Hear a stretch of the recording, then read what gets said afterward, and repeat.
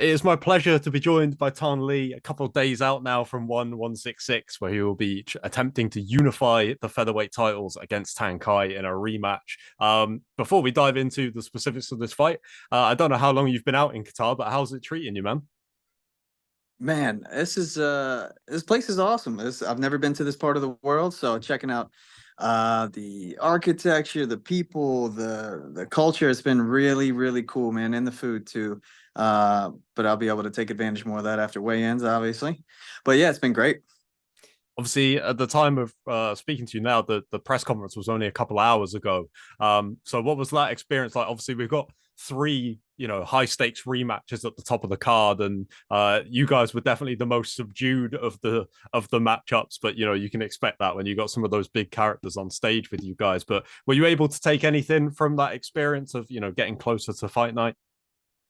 No, not really. It was some of the moments are a little cringy. Press conferences in general, everybody's kind of like shooting for the spotlight and wanting to be the next big trash talker. So it's a little whack. But being able to face off, being able to interact with the fans, that's always cool. That part I do enjoy a lot. And then, if we're talking to fans, taking pictures, that type of stuff I always enjoy. It's just it gets a little cringy when it's a little, everybody's trying to say some crazy shit just to get some airtime. Yeah, well, I don't want to put names in your mouth, but I did just speak to Jared Brooks, who I think everyone would have predicted that he would have had a lot to say. He always does, quite the character. Would you rather just in terms of those things, is it does it feel a little bit like a chore at points when you got to stand there? Because, like I said, you and Tankaya are very respectful towards one another. There isn't, a ton of tension between you guys, at least in terms of on the mic and things like that. Would you rather just get to fight night at this point?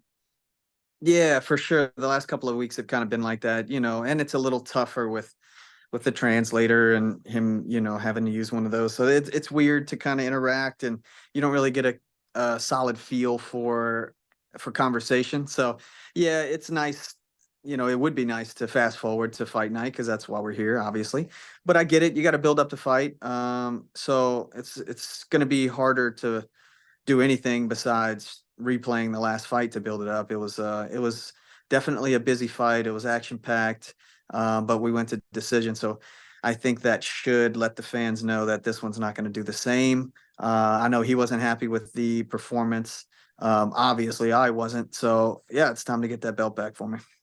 In terms of the performance, you mentioned it then. Like, I mean, we've had nearly, it's been like nearly 2 years on from 160 now. Like, you've had a lot of time to think about this fight. I know that you did obviously have the Freemanov fight in between, which was supposed to be the rematch and stuff like that. So it hasn't been, completely laser focused on this fight, but you've had a lot of time to think about that first fight. In terms of, I know that you said just overall your performance on the night you weren't happy with, but in terms of breaking it down to kind of the key things before heading into the rematch and starting your preparations, where do you feel like you went wrong in that fight, and how much do those things kind of like how much are those things easy to tweak and change, or were there bigger things at play that you needed to work on for the rematch? No, no. I think honestly, if we could have just kind of reset and run it back 99 more times, I think I still get 99 out of 100 of those fights my way. But it was kind of a perfect storm in his favor.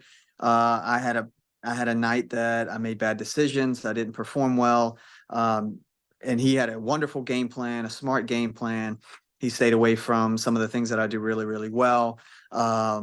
Stayed away from any of the exchanges, the grappling, that type of stuff. So he stuck to it. His discipline there was phenomenal. Kudos to him and his team. And then, yeah, it was just bad decision making on my part, performing terribly. It was just perfect storm, and it worked out in his favor, and we went to a decision. So I think this is really the best I've ever felt mentally, physically. So he's going to get the best version of me, win or lose. And I definitely know that this fight's not going to go to decision as well. Somebody's getting put to sleep, and I think it's going to be early. And obviously, we're banking on it being him and not us. In terms of approaching the rematch, like your style is so exciting, and like you said, to give Tankai his credit in that first fight, he stuck to his game plan perfectly. How difficult is it to plan for somebody like that who in when you're trying to catch a guy that with your striking that you're waiting for him to make a mistake or something like that, and he doesn't deviate at all. I know that you did have some success in that fight, but not as much as you would have wanted. So how hard is it to game plan for a guy that because you've seen it and you've been in there with him, he can stick to that game plan for 25 minutes and do what he has to do. Yeah, I don't think it's an issue with game planning, honestly. I think that's more of the easy part is the execution. We've got to make sure we go out there and do our job. As far as game planning though, like it is really simple. It's the X's and O's are basic and they're very simple. We've just got to go and execute, and that's where it starts to get tricky because he's going to pivot, I'm going to pivot, and now we're playing chess instead of checkers, like everybody says, right? But as far as like strategizing, it's always we look at the success he had in the last fight. We look at some of the success that we had in the last fight, and then we anticipate the pivots. And we don't try to see what he wants to do or what we think he might want to do. It's what's possible off this game plan, what's possible off of the things that he landed. And then we prepare for that. We had plenty of time to do it. So it's not like I was in a rush to cram all these possible pivots and counters and things like that into 4 weeks. We had plenty of time. And I'm always trying to grow as a martial artist. So we have a lot of those holes covered anyway. We just got to make sure that that's a complete game plan. So that's what camp is for. That's what camp was originally for before we fought Ilya. So we had some time to prepare there. Took care of Ilya, knocked that out, and then back to the Tankai game plan. So camp is for sharpening those game plan pieces and making sure that they work as a unit really well. And then in the last fight, they didn't work as a unit really well. We saw what we did wrong, and we continued to polish that and make sure that was like tight knit. And then we'll see which of the possible options that he's going to pivot to. It's not going to be a surprise. He might execute well and end up putting me to sleep in 10 seconds. Or he might not execute well and I put him to sleep in 10 seconds. But it's the possible answers are there. We just got to make sure that we touch those X's and O's and run the plays the right way so we can capitalize when he does play it.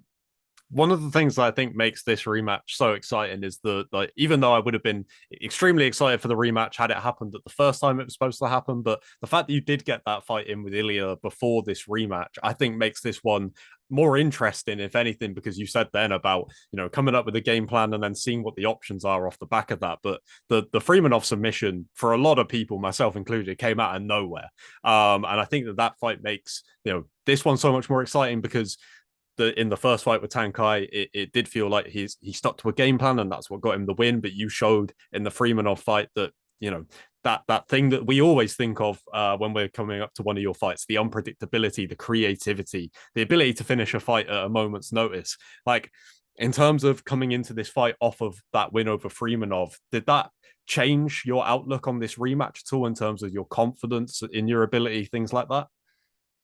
Anytime you get a successful outing and you do some things that I guess are new to everybody else and not new to you, because we know what tools we have, but it's cool to be able to show that to myself in a live competitive scenario and to the fans and the company and all that good stuff too.